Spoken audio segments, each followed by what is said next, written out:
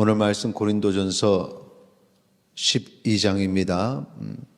오늘 12장에 보니까 사도 바울이 고린도 교회 성도들이 성령의 그 신령한 은사에 대해서 좀 알기를 바라고 있습니다. 그 이유는 믿음을 가진 이 고린도 교회 성도들이 모두가 성령 체험한 사람이요, 또 하나님께서 그렇게 성령을 통해서 각각의 은사를 주셨는데 그것을 잘 모르기 때문에 그렇습니다. 3절 말씀 우리 같이 읽도록 하겠습니다. 그러므로 내가 너희에게 알리노니 하나님의 영으로 말하는 자는 누구든지 예수를 저주할 자라 하지 아니하고 또 성령으로 아니하고는 누구든지 예수를 주시라 할 수 없느니라. 아멘. 지금 3절에 보면 두 부류의 사람들이 있습니다. 예수를 저주할 자, 저주라는 의미는 여러 가지 의미가 있죠. 예수님을 거부하고 믿지 않는 그런 불신자들을 다 포함합니다. 또 예수를 주시라 하는 분, 주 예수 그리스도라는 고백을 하는 사람, 믿음을 고백하는 사람입니다. 그런데 믿음을 고백하는 사람은 성령으로 아니하고는 그렇게 될 수 없다. 그러니까 성령께서 역사하셔서 예수님을 주님이라고 고백할 수 있다라는 것이죠. 이 3절이 참 의미가 있는 것은 오늘날 특별히 많은 사람들이 믿음을 가지고 있음에도 불구하고 뭔가 하나님의 영에 대한 지식이 부족해서, 그래서 하나님의 영을 뭔가 어떤 그냥 신비주의적으로만 이해하고, 그래서 나는 성령 충만하지 아니하고 성령께서 내게 임하지 아니하였다. 그게 무엇인지, 성령님의 역사가 무엇인지 그렇게 보여달라고 기도하는 경우들이 참 많습니다. 근데 이 말씀에 의하면 성령으로 아니하고는 누구든지 예수를 주시라 할 수 없다. 그러니 예수를 주시라 고백하는 사람은 모두 다 성령의 강림을 경험한 사람이다 라고 우리에게 알려주고 있는 것입니다. 그러니 내가 살아갈 때에 성령께서 내게 이미 임하셨다는 사실을 기억하시기 바랍니다. 믿음의 고백은 성령님의 도우심만으로 가능한 것입니다. 그래서 이 믿음을 고백한 성도는 성령님의 도우심을 체험한 사람이죠. 성령님을 체험한 사람, 성령의 일하심을 체험한 사람입니다. 성령의 임재를 경험한 사람들은 성령께서 주시는 선물도 받게 됩니다. 8절에서 10절까지의 내용이 바로 그런 내용들인데 같이 읽도록 하겠습니다. 어떤 사람에게는 성령으로 말미암아 지혜의 말씀을, 어떤 사람들에게는 같은 성령을 따라 지식의 말씀을, 다른 사람에게는 같은 성령으로 믿음을, 어떤 사람에게는 한 성령으로 병 고치는 은사를, 어떤 사람에게는 능력 행함을, 어떤 사람에게는 예언함을, 어떤 사람에게는 영들 분별함을, 다른 사람에게는 각종 방언 말함을, 어떤 사람에게는 방언들 통역함을 주시나니. 아멘. 여기에 있는 내용들 보면 다 교회 안에 성도들이 가지는 다양한 은사들을 언급하고 있습니다. 성령께서 이처럼 다양한 은사를 주시는 이유가 있습니다. 교회에 유익하기 때문에 그렇습니다.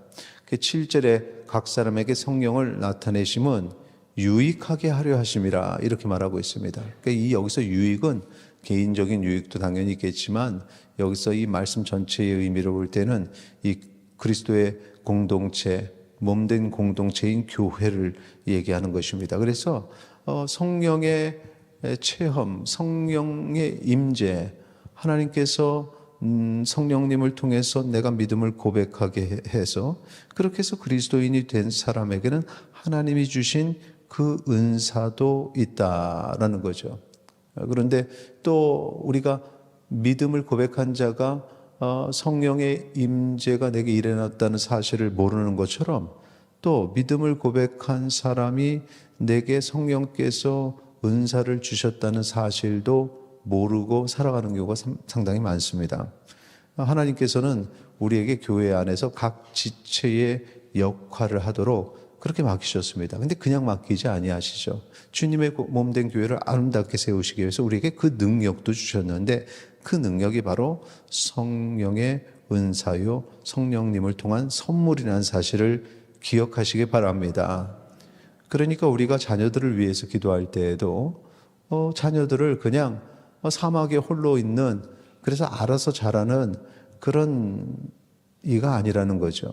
하나님께서 그를 택하시고 그가 예수님을 만날 때에는 이미 성령께서 그와 함께 하신다는 것, 그리고 그에게는 성령의 은사가 선물이 주어졌다는 사실을 알고 있어야 됩니다.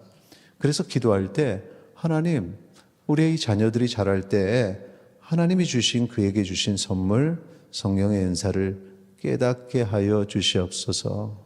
각자에게 주신 그 은사가 무엇인지 그걸 깨닫는 거죠. 그래서 교회의 어떤 프로그램들 보면은 은사를 발견하는 그런 프로그램들도 있어요. 그런데 그것이 내가 기도하고 찾아가는 과정이기 때문에 어느 순간에 또 바뀌기도 하지만, 분명한 것은 하나님이 내게 주신 은사를 깨달아서 그 은사를 하나님 앞에 하나님을 위해서 쓸 수 있는 그러한 일꾼이 되도록 기도하는 것이 참으로 중요하다는 사실을. 근데 그건 부모님만의 인식이 아니라 자녀들이 그걸 깨달아야 됩니다. 그래서 아이들에게, 야, 너는 내가 널 똑똑하게 낳았어. 너는 원래 공부를 잘하는 아이야. 이런 믿겠습니까? 안 믿겠습니까? 안 믿습니다. 그런데 하나님이 널 사랑하시고 너에게 하나님께서 정말 소중한 그런 선물을 주셨단다. 그걸 우리는 은사라고 그러는데, 너가 그걸 빨리 발견하고 그 은사를 이렇게 활용해서 하나님을 위해서 큰 일을 감당하기를 원한다. 그러면 자기가 그걸 아니라고 어떻게 얘기합니까? 몰라요. 자기가 똑똑하다는 건 똑똑하지 않다는 건 알아요. 왜? 공부하는 게 힘드니까. 공부를 해도 너무 어려우니까.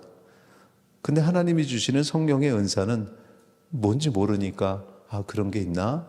어릴 때부터 그런 걸 배워가면 어느 순간에 그것을 발견하게 되죠. 하나님께 찾게 되고, 그러면서 더욱 열심히 하나님과의 관계를 갖게 되고, 하나님 앞에 하나님, 그게 뭔지 잘 모르겠는데 좀 알게 해주세요.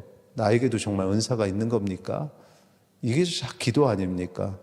우리의 자녀들이 그렇게 하나님을 찾고 기도하고 그렇게 응답받는 자녀들이 되기를 소망합니다. 그런데 그런 걸 하려면 그런 모습을 봐야 그런 걸 배웁니다. 부모님이 은사를 주신 하나님, 성령님, 그분에 대해서 계속해서 기도하고 그 은사를 개발하고 그렇게 교회 안에서 섬기고 하는 모습을 보여줘야, 그걸 부모를 통해서 자녀들이 학습하고 배워서 그렇게 해야지, 주변에 그렇게 하는 사람이 없으면 아무도 자녀들 중에 그렇게 할 수 있는 사람이 없습니다. 그래서 신앙은 가르쳐야 되고 학습되어야 됩니다. 가르치는 이가 없으면 배우는 자도 없습니다. 누가 가르칠 것인가? 교회 가면은 우리 유초등부 예배 때, 중고등부 예배 때 가르치겠죠. 그렇지 않습니다. 그 1시간 갖고는 되지 않아요. 계속해서 관심 갖는 것이 이 주중의 신앙교육을 어떻게 할 것인가 라는 문제입니다. 이 주중의 신앙교육. 얼마 전에 미국에 계시는 분하고 얘기를 하면서, 미국의 크리스찬 학교에서도 동성애 목사님이 와서 이제 동성애자도 안수를 하니까, 얼마 전에 감리교 쪽에서도 많은 보수적인 교회들이 감리교를 탈퇴를 했습니다. 감리교단도 이제 동성애를 인정을 했고, 장로교단은 오래전에 했었고, 그래서 크리스찬 학교에 동성애 목회자가 와서 하나님이 그렇게 창조하셨다고, 너희들이 그렇게 생각하지 말라고, 내가 남자라고 내가 여자라고 먼저 생각하지 말라는 겁니다. 살다가 발견되어지는 거라고, 성은. 이런 상황이 됐습니다. 크리스천 학교에서도. 하나님이 남과 여를 창조하셨는데 그걸 거부하는 겁니다. 하나님의 창조의 섭리? 아니야. 내가 선택할 수 있어. 내가 선택할 수 있어. 하나님의 은사, 하나님이 내게 주신 은사를 발견해 나가는 것은 내 인생은 내 것이야가 아니라 하나님 나를 향한 하나님의 계획이 무엇입니까? 라고 질문하는 것입니다. 이 모든 것들이 다 연결되어 있습니다. 세상에서는 계속 얘기합니다. 하나님에 의해 이끌려가는 인생이 아니라 너는 네 마음대로, 네 생각대로, 네가 자유롭게, 이걸 강조하고 있죠. 오늘 우리의 인생이 하나님이 주신 은사를 개발하고 그 은사대로 살아가기를 소망합니다. 24절 보면 우리의 아름다운 지체는 그럴 필요가 없느니라 오직 하나님이 몸을 고르게 하여 부족한 지체에게 귀중함을 더하사, 이렇게 얘기하고 있습니다. 근데 이 24절의 말씀이 이제 22절에 보면 그뿐 아니라 더 약하게 보이는 몸의 지체가 도리어 요긴하고 우리가 몸에 덜 귀히 여기는 그것들을 더욱 귀한 것들로 입혀주며, 우리가 뭔가 연약한 그것은 좀 내가 채워줘야 된다, 뭐 이런 얘기죠. 그런데 우리는 아름다운 지체이기 때문에 그럴 필요가 없다는 겁니다. 우리의 노력보다는, 그러니까 우리가 뭔가를 우리가 세우기보다 원래 우리는 하나님으로부터 아름답게 창조되었다라는 사실. 그런데 이 어둠의 세력은 하나님의 창조의 아름다움을 거부하는 거죠. 하나님이 나를 계획하시고 나를 이끄시는 하나님의 섭리를, 그것을 거부하는 것입니다. 그리고 네가 인생의 주체가 되어야 돼 라고 말하는 것입니다. 오늘 하나님이 우리를 이끌어 가시고 하나님께서 우리의 자녀들을 책임지신다는 사실을 기억하시기 바랍니다. 그런데 왜 그렇게 하느냐? 우리를 그렇게 아름답게 세우신 이유, 그것은 하나님 나라를 위해서입니다.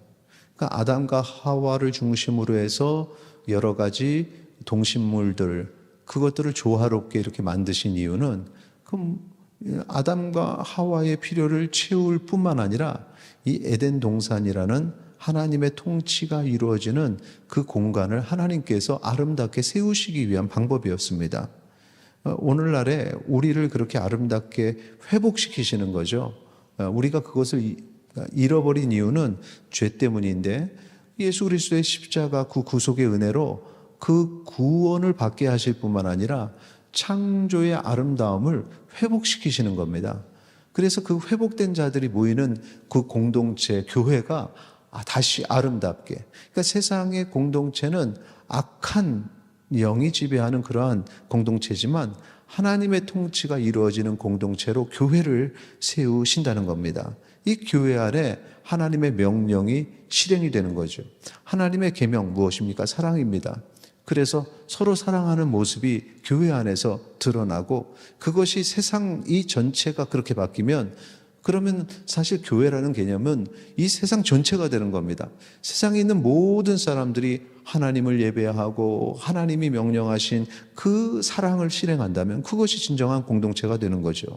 그래서 25절, 26절 이렇게 말하고 있습니다. 같이 읽겠습니다. 몸 가운데서 분쟁이 없고 오직 여러 지체가 서로 같이 돌보게 하셨느니라. 만일 한 지체가 고통을 받으면 모든 지체가 함께 고통을 받고, 한 지체가 영광을 얻으면 모든 지체가 함께 즐거워하느니라. 아멘. 이게 간단한 것 같은데 자녀 교육에 있어서 정말 쉽지 않습니다.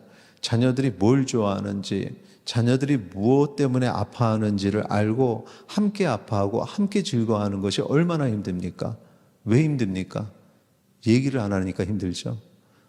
소통이 없는 겁니다. 그러니까 그리스도의 온전한 공동체로서 가정을 볼 때 소통 없는 가정이 얼마나 하나님 앞에 아름답지 못하는가. 소통이라는 건 정말 어려운 겁니다. 어떻게 보면은 우리가 악한 삶에서 회복되는 아름다운 모습이 서로 교통하며, 성령의 교통하심처럼 그렇게 교통하며 우리가 성도 안에서 그걸 이루어야 되는데, 그런 노력을 했는가? 항상 그런 노력이 필요하고 아름답게 세우는 것들이 필요하다. 그러다가 그들이 은사를 개발하면 그 다음에 그대로 하나님 앞에 쓰임받는 거죠. 28절, 29절에 보면 그 은사를 가지고 다 이렇게 각각이 세워진다는 얘기를 하는 겁니다. 같이 읽겠습니다. 28, 29절. 하나님이 교회 중에 몇을 세우셨으니 첫째는 사도요, 둘째는 선지자요, 셋째는 교사요, 그 다음은 능력을 행하는 자요, 그 다음은 병 고치는 은사와 서로 돕는 것과 다스리는 것과 각종 방언을 말하는 것이라. 다 사도이겠느냐? 다 교사이겠느냐? 다 능력을 행하는 자이겠느냐?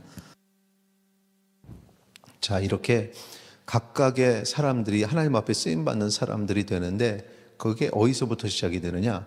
은사를 발견하고 그 다음에 그렇게 쓰임을 받고, 그렇게 다양한 사람들이 쓰는 것이 바로 교회 공동체, 하나님의 나라가 된다라는 사실.